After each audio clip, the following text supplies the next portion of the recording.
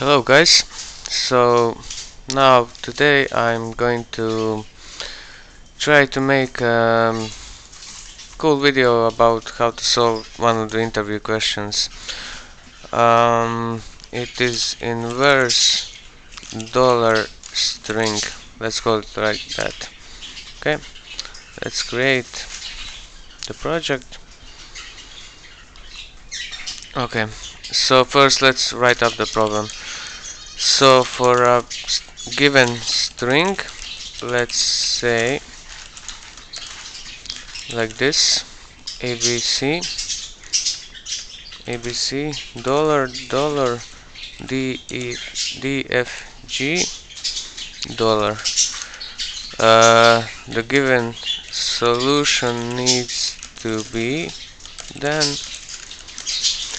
the same string, it's inverted but with the dollar signs on the same position, so meaning starting from the end to the beginning it's GFD, right? GFD. But then on these positions of the original string you need to keep the dollar signs. Okay, and now CBA, and the last position is dollar, so dollar. Okay, so let's think about this. How should we make this? So let's first start var not string, let's say input equals console.readline, and let's print out the input so that we see that this thing works. Hello world. Okay, why is it hello? Oh yeah, that's why. Okay, let's put something in. Works fine. And one more thing, let's enable Hackerman mode. Color, background color, not background color, foreground color equal green. Okay, now how did I solve this problem when I was doing this interview? So I was thinking, maybe usually when you reverse a string, when you reverse things, you actually just keep you are taking sign by sign, then you are going from back to bottom, you know. This reminds me of a stack structure, so so let's show you what I mean. Var stack equals new stack, but let's say it's a stack of characters. So what will happen if we just go for each car in our input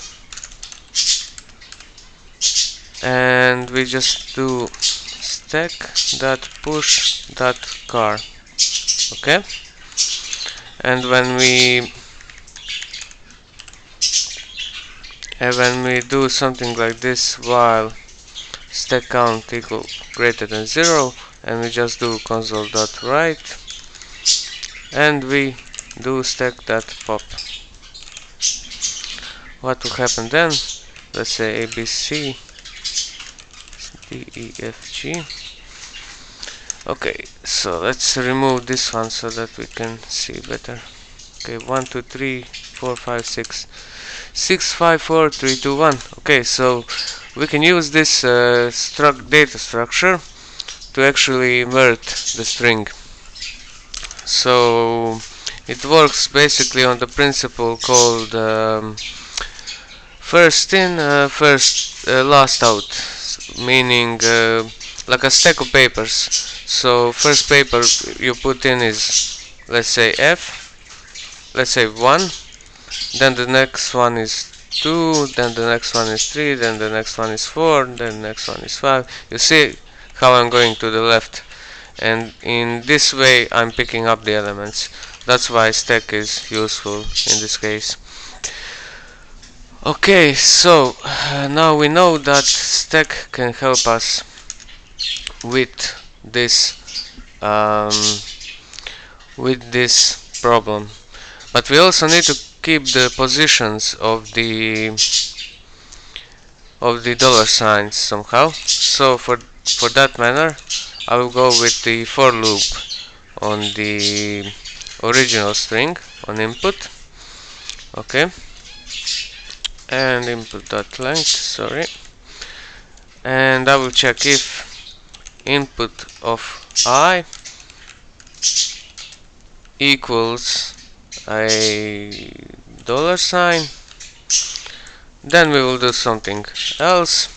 Our stack will be pushing in the next character, and that is input of I.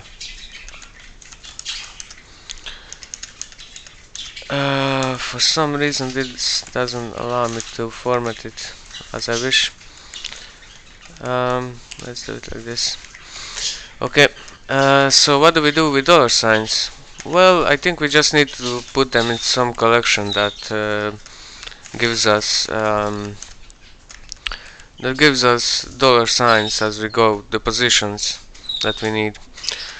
So how do we do that? We can use a simple list, or we can use a queue, or we can do anything. Let's use a simple list, and let's call this list, actually let's call it dollars equals new list of characters.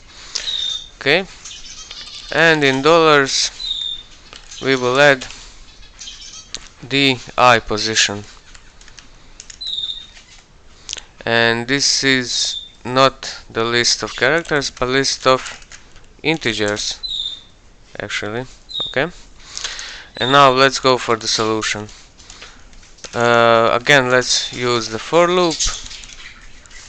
In this loop we will again use input.length, and now let's check if dollars of, okay, we need another counter, int j equals 0. If dollars of j equals input of equals I, actually we wanna check position, then we will console write the dollar sign. Okay, otherwise we will console write the stack dot pop sign. Okay, and we just need to somehow increment this j, and you can do it like this here. It's important that you put these two increment signs on this side, not here, because here it will increment it immediately. So let's see if this will work. So let's use our own example here. Okay, something is wrong. Index was out of range, must be negative and less than the size of the collection. Okay, let's then take this string again and let's debug. Why is that happening? Okay, first input is not dollar sign, second one is not, third one is not, fourth one is, fifth one is, then not.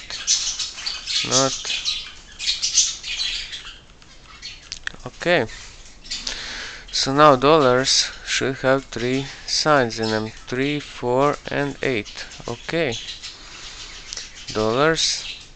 Okay, oh, I see where's the problem. We should not use this here. We should not be trying to act cool, but actually only when it happens, then should we increment the j. And we can do it like this, like on this side, doesn't really matter.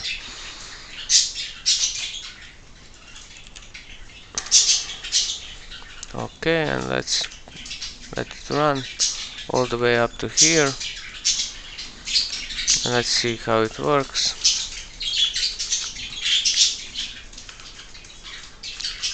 Okay, position should be now Yep, it writes out the $sign.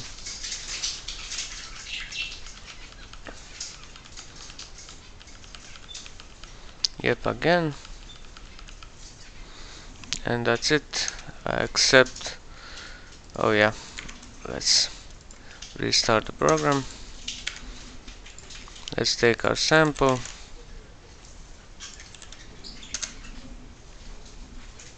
Okay, and let's run it all the way through. As you can see, it is as expected GFD $CBA. That's it. Hope you guys enjoyed the tutorial, and I will try to make these in the future maybe as well. We'll see. Maybe I'll find a job or something else. But actually, one more thing. Instead of using the list and this counter, what can we do instead? What if we replace this list with a queue? Because queue is exactly what we need, actually. Because queue is a collection which works 1, 2, 3, 4, 5, 6. The first one that was in is the first one that will go out. Then this one will go out, this one will go out. That is exactly what we need here in this case. So instead of doing something like this, I can just do peak. If it's peaked, then $.dq. Just push him out. And then we don't need that ugly counter there. And let's see if it still works. Yep, still works as expected. And let's add a few more signs. Something like this. What should be the solution now? Yes, okay. No, let's see.